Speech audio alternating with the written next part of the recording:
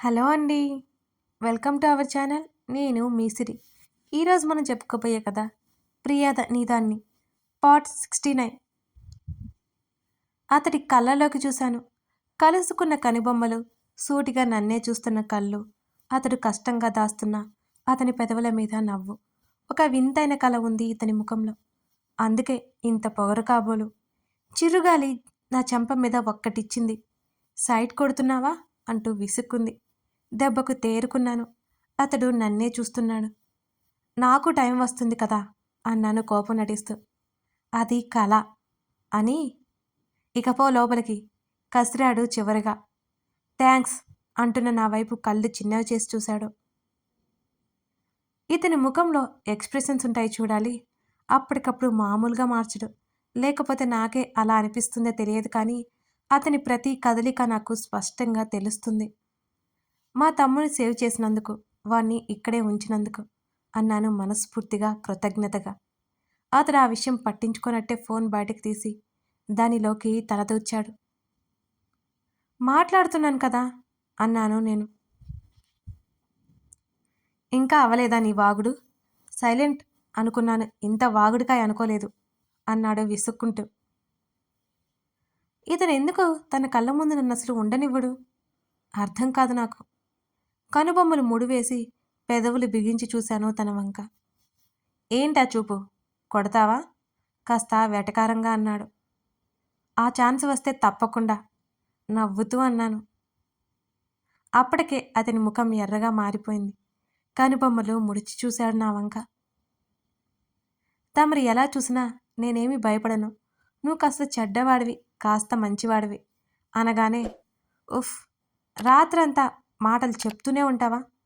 పోయి పడుకో నిట్టూర్చాడు. నేను నిజమే చెప్తున్నాను. అంత చెడ్డవాడివి కాదులే, కానీ నాకు మాత్రం చెడ్డవాడివి. అని నాకు హెల్ప్ చేశావు కాబట్టి కొంచెం మంచివాడివి అంతే అన్నాను గడ్డం కింద 2 చేతులు పెట్టుకుని తననే చూస్తూ. నీకు సహాయం చేయలేదు, నువ్వు చేసిన దానికి రిటర్న్ చేశాను అంతే అన్నాడు. ఊహల్లోకి వెళ్ళిపోయే నేను అతని మాటలకు చప్పున నేల మీద పడినట్టు అనిపించింది. అబద్ధం చెప్తే నీ సొమ్మేం పోతుంది అని అడిగాను కోపంగా. నువ్వు కొంచెం మంచిదానివి కానీ పొగరు చాలా ఉంది, మెంటల్ కూడా అంటూ ముఖం చిట్లించి చూశాడు నా వంక. అదంతా వదిలే, ఫ్రెండ్స్గా ఉండొచ్చు కదా మనం అన్నాను కాస్త ధైర్యం చేసి నేను. నీ కన్నీళ్లు చూసిన వాడితో ఫ్రెండ్షిప్ ఏంటి, ఫోలిష్ బిహేవ్ చేయకు అని కుర్చీలో నుంచి పైకి లేచాడు. మాట్లాడలేదు నేను. మౌనంగా బయటికి చూస్తుండిపోయాను. ఇతనికి నాకు మధ్య కనిపించని అడ్డుగీత ఉంది. అది స్పష్టంగా నాకు కనబడుతోంది. దాన్ని దాటి అతను లోపలికి రానివ్వడు. నేను ప్రయత్నించిన అతడు ఫలించనివ్వడు. ఏం చేయాలి ఇతనిని? ఇలాగే ఇంకెంతకాలం? అతను లోపలికి వెళ్ళి బెడ్ మీద చివరన పడుకున్నాడు. అప్పటికే 12 గంటలు దాటిపోయినట్టు గడియారం చూపిస్తోంది. అదే బెడ్కి మరొక చివరన పడుకున్నాను. తెలియకుండానే కంటి కొనల్లో నుంచి వచ్చిన కన్నీళ్లు తడిపేశాయి. ఎందుకు ఏడుపొస్తుందో తెలియట్లేదు అసలు. అతనికి ఎప్పటికీ నా మీద క్షణకాలమైన ఇష్టం ఏర్పడదా? ఒకవైపేమో అతనితో జీవితం కావాలనిపిస్తోంది. మరోవైపేమో అతని నుంచి దూరంగా పారిపోవాలనిపిస్తుంది. ప్రేమకి ఆత్మాభిమానానికి మధ్య కొట్టుకుపోతున్నాను నేను. ప్రేమ కావాలి, ఇతని ప్రేమ కావాలి. ఒక్కసారిగా ప్రేమగా పలకరిస్తే బాగుండు. ఒక్కసారి ప్రేమగా చూస్తే బాగుండు. నేను ఇతని కోసం జీవితాన్ని ఇక్కడే ఆపేసుకోవాలా అని మరోవైపు అనిపిస్తుంది. ఈ ప్రేమ ముందు ఏది పనికిరాదు. అలక పనికిరాదు, కోపం పనికిరాదు, బాధ పనికిరాదు, చివరికి ఆత్మాభిమానం కూడా పనికిరాదు. ప్రేమ ఉంటే చాలనిపిస్తుంది. మనసేంటి ఇంత పిచ్చిదా? నాతో ఎందుకింత వాదిస్తుంది? నేను ఎంత కసిరినా నా మాట వినదేంటి? అతనే కావాలని నాతో పోట్లాడుతోంది నా మనసు. రూపమే లేని ఈ మనసుని అదుపులో పెట్టుకోవడం ఎంత కష్టం. కనీసం ఇతని సంతోషాన్ని చూడగలను అనే ఆశ రోజురోజుకి తగ్గిపోతుంది. ఆలోచనల మధ్య నిద్ర అంతర్ధానమైంది. ఆ రోజు ఉదయం కాకముందే రిషి ఫోన్ మోగుతున్న చప్పుడుకి మెలకువ వచ్చింది నాకు. అతడు లేవలేదు. అది తీసుకొని చూశాను. నీరజ ఆంటీ. హలో అని అనగానే రిషి అంది ఆవిడ. కాదండి, నేను అవనిని అన్నాను. రిషి ఉన్నాడా అవని? ఒక్కసారి ఇవ్వమ్మా. ఆవిడ గొంతు కంగారుగా ఉంది. వెంటనే అతని భుజం మీద తట్టాను. నా చేతుల గాజుల గలగలలకి స్పృహలోకి వచ్చినట్టు కళ్ళు తెరిచి చూశాడు. రాహిణి వాళ్ళమ్మగారు కాల్ చేశారు అనగానే నా చేతుల నుంచి ఫోన్ తీసుకొని చెప్పండి ఆంటీ అన్నాడు వెంటనే. ఆవిడ ఏం చెప్పిందో కానీ అతడు ఉలిక్కిపడి లేచాడు. అప్పుడే బయలుదేరుతున్నాను ఆంటీ అంటూ గబగబా లేచి షర్ట్ వేసుకున్నాడు. ఫోన్ పాకెట్లో పెట్టుకుని వెళ్తుంటే నేను రానా అన్నాను.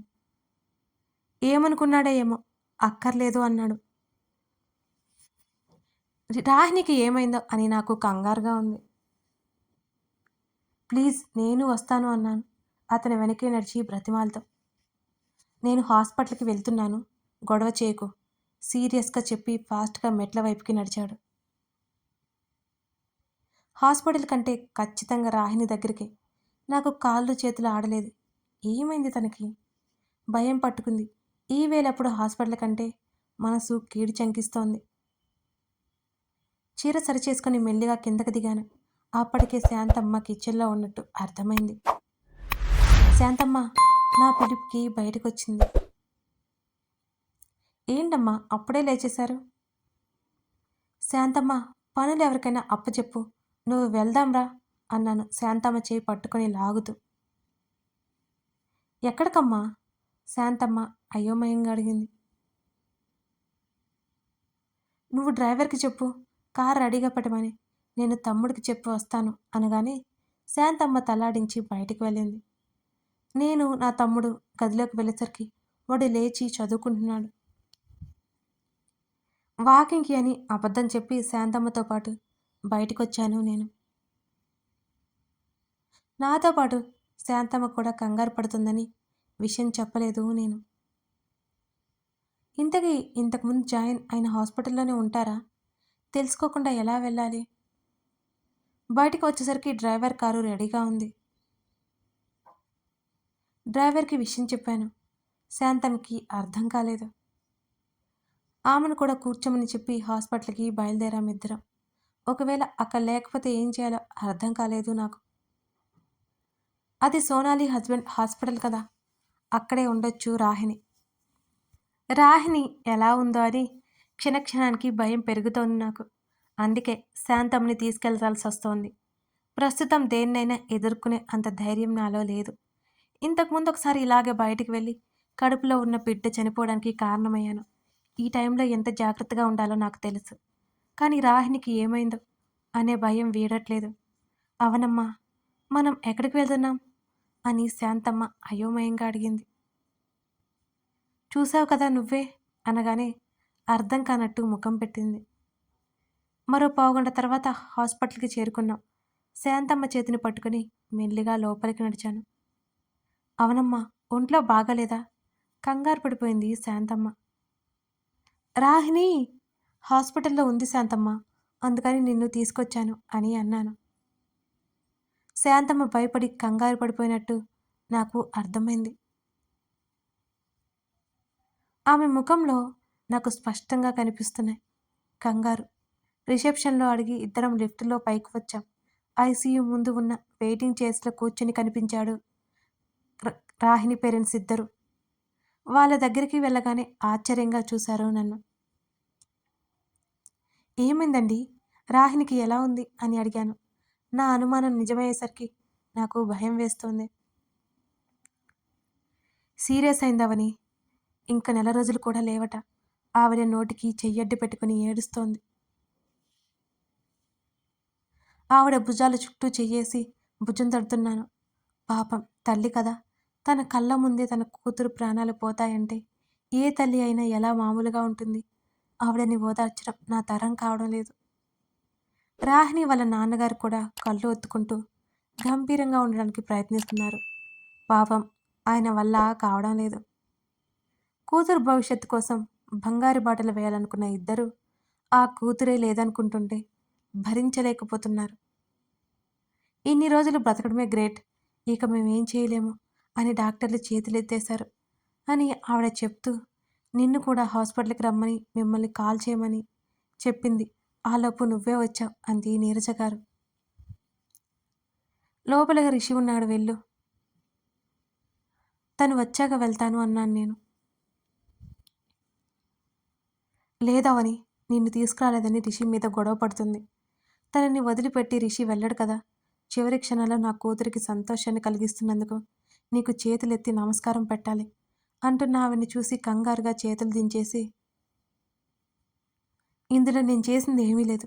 మీరంతా పెద్ద పెద్ద మాటలు మాట్లాడకండి అన్నాను బాధగా. నీ స్థానంలో వేరే ఎవరు ఇలా తన భర్త రావడం ఒప్పుకోరు. ఆవిడ కృతజ్ఞతగా చూస్తుంటే ఆవిడ చేతుల మీద గట్టిగా నా చేతులు బిగించి, నీకు ఏం అవ్వదు అని తెలిస్తే ఇప్పుడే రిషి జీవితం నుంచి నేను తప్పుకోగలను. నేనే కాదు, ఎవరైనా వాళ్ళ ప్రేమను చూస్తుంటే ఇలాగే చేస్తారు అన్నాను. ఆవిడ విరక్తిగా నవ్వింది. వెళ్ళమన్నట్టు చూసింది. శాంతమ్మ మాట్లాడుతోంది. వాళ్ళు ఉన్న దగ్గర నుంచి కాస్త ముందుకు వెళ్ళిన తర్వాత అక్కడ ఉన్న రూమ్లోనే రాహిణి ఉంది. ఇప్పుడు నేను లోపలికి వెళ్తే రిషి తిడతాడా? తిట్టినా పర్వాలేదులే. మెల్లిగా రూమ్ దగ్గరికి నడిచి తలుపు కొద్దిగా తెరిచాను. బంగారం, నువ్వు సైలెంట్గా పడుకో. రాహిణి పక్కనే కూర్చొని ఆమె తలని హృదయానికి ఆనించుకొని బాధనంతా లోపలే దాచుకొని ముందుకు దూకేయాలని చూస్తున్న కన్నీళ్లను అదిమిపెట్టి ప్రేయస్ని మనసారా దగ్గరికి తీసుకుని లోపల కుమిలిపోతూ ఆమెకి ఓదార్పు మాటలు చెప్తూ కనిపించాడు రిషి. నేను అక్కడే ఉన్నాను. అంతకు మించి లోపలికి వెళ్ళలేకపోయాను. రిషి, అవనిని పిలు, నేను తనతో మాట్లాడాలి అని రాహిణి అడుగుతుంటే, ఇప్పుడు తను ఎందుకు బంగారం? నువ్వు అసలు నీరసంగా ఉన్నావు, కాసేపు రెస్ట్ తీసుకో అని రిషి ఆమెకు సర్ది చెప్తున్నాడు. అవనిని బాగా చూసుకుంటున్నావా అని అడిగింది రాహిణి. ఈమె స్వచ్ఛమైన మనిషికి నేను ఎప్పటికప్పుడు కరిగిపోతూనే ఉంటాను. వాళ్ళని అలా చూడగానే నా కళ్ళల్లో నుంచి నీళ్లు ఉబ్బికాయి. హా అన్నాడు రిషి రాహిణి మాటలకి. ఇదిగో చెప్తున్నాను, అవనిని ఏమన్నా అంటే ఒప్పుకోను. తను ఒక్క కన్నీటి చుక్క రాల్చినా దానికి కారణం నేనే. బంగారం, ప్లీజ్ ఇంకాసేపు రెస్ట్ తీసుకో. నన్ను చెప్పనివ్వు రిషి అంటున్న రాహిణి మాటలకు అసహనంగా చూస్తున్నాడు అతను. ఆమె ఊపిరి ఎప్పుడే ఆగిపోతుందో అనే భయం ఉంది అతనికి. ప్రాణం ఉగ్గబట్టి ఆమెనే కాచుకోవడానికి శతవిధాలుగా ప్రయత్నించినా అతని వల్ల కాలేదు. ఇంకా అతని ప్రయత్నం వీడలేకపోతున్నాడు. ఓ ప్రేమికుడు తన ప్రేమని కాపాడుకోవడానికి చేయాల్సిందంతా చేశాడు. విధి అతని పక్షాన లేదు. వారి ప్రేమను కాలరాస్తోంది. అన్నీ బావుంటే ఇప్పటికిప్పుడు ఇద్దరు ఎంత సంతోషంగా ఉండేవారు. చనిపోతూ కూడా రాహిణికి మనశ్శాంతి లేదు. ఆమెను చూస్తుంటే నాకు విపరీతమైన జాలి, బాధ, ఏడుపు అన్నీ వచ్చేస్తున్నాయి. రిషి, నీకు మొదట పాప పుడుతుంది. ఆ పాప నేనే. రాహిణి నీరసంగా నవ్వింది. అవని గురించి నీకు పూర్తిగా అర్థమైపోయింది కదా. ఇప్పటికైనా తనని జాగ్రత్తగా చూసుకో. తను నాకంటే నిన్ను ఎక్కువగా ప్రేమిస్తుంది, సరేనా? అన్నాడు ఆమె మాటలకి. ఏంటి నేను పోయాక కూడా సంతోషంగా ఉన్నాను అంటే నువ్వు అవని సంతోషంగా ఉంటేనే అన్నది రాహిణి. బంగారం, ప్లీజ్ అలా మాట్లాడుకో. అతడు వినలేనట్టు ఆమె నోటి మీద చేయి వేశాడు. అతని చేతిని తీసి నవ్వుతూ, ఇంకా నీ ఆశ ఏంటో నాకు తెలియట్లేదు రిషి. గుర్తుపెట్టుకో, నీ జీవితం ఇక్కడే ఆగిపోలేదు. ఇంకా 100 ఏళ్ళు ఉన్నాయి నీకు. నీకంటూ జీవితం ఉంది. నువ్వు, అవని, నీ పిల్లలు.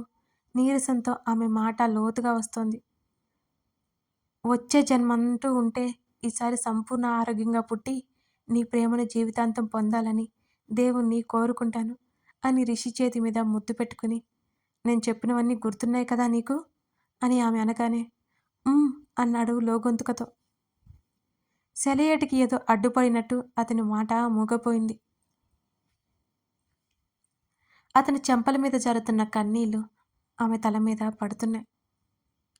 రిషి, చచ ఏంటి ఈ కన్నీళ్ళు అంటూ మెల్లిగా చెయ్యెత్తి అతని చెంపలు తుడిచి, నువ్వు ఎప్పుడు నవ్వుతూ ఉండాలి. నీ నవ్వుల నేను ప్రాణం పోసుకుంటాను అంది రాహిణి. ఇప్పుడు ఇవన్నీ మాట్లాడుకు బంగారం అంటూ ఆమెను హృదయానికి హత్తుకొని రోధిస్తున్నాడు. ఇక నేను లోపలికి వెళ్ళలేకపోయాను. వెంటనే బయటికి వచ్చేశాను. ఈ బాధ భరించడం నా వల్ల కావడం లేదు. వాళ్ళతో చెప్పి రిషి కంటే ముందే బయటకు వచ్చేశాను. శాంతమ్మ అక్కడే ఉండిపోయింది. రాహిణిని చూసి మాట్లాడు వస్తానన్నది. పాలుగారే చెక్కిళ్ళు పీక్కుపోయినట్టు లోపలికి పోయాయి.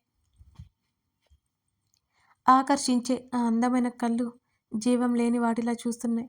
చిరునవ్వు చెరగని ఆ పెదవులు విరక్తిగా నవ్వుతున్నాయి. ఆ ఒత్తైన జుట్టు ఊసిపోయింది. ప్రేమించిన వాడికి శాశ్వతంగా దూరమవుతున్న ఆ గుండె శిలలా మిగిలిపోయింది. ఆ స్వచ్ఛమైన మనసు కన్నీళ్లతో నిండిపోయి బాధతో చితికిపోతోంది. రాహిణి గురించి ఆలోచించుతున్న కొద్దీ నా గుండె భారమవుతోంది. దారి పొడవునా చెంపల మీద దారాలు కడుతున్న కన్నీటిని ఎంత తుడిచినా తరగవే. ఆమెకి నాకు ఏ బంధం ఉందని నాకింత బాధ అర్థం కాలేదు. కథ కొనసాగుతోంది. ఈ కథ నచ్చితే తప్పకుండా లైక్ చేయండి. అలాగే మీ విలువైన సమీక్షలు నాకెంతో ముఖ్యం. అవే కదా నన్ను ముందుకు తీసుకెళ్లేవి. ఇంకా ఇంకా స్టోరీస్ వీడియోస్ ఇవ్వమని ప్రోత్సహించేవి. సబ్స్క్రైబ్ చేసుకునే వాళ్ళు తప్పకుండా సబ్స్క్రైబ్ చేసుకోండి. Thank you for watching this video.